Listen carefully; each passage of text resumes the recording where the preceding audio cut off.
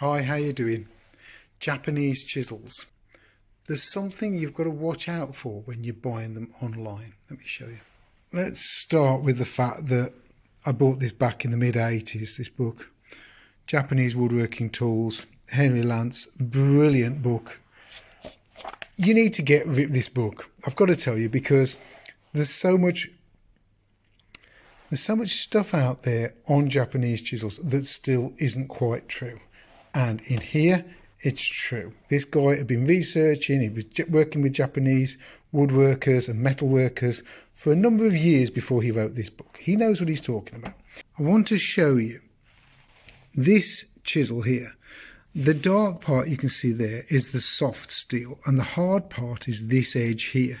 And it runs all the way underneath. You can see them in the blank there. This is how it runs. Now, my little problem is I've just bought this little chisel to do a specific job, and I've bought it from CW Tyzac in London, and on the surface it looks like a great chisel. It's only when you look, let's go back to this and look at that hard steel on the back. Look how thick that hard steel is. Have a look at this.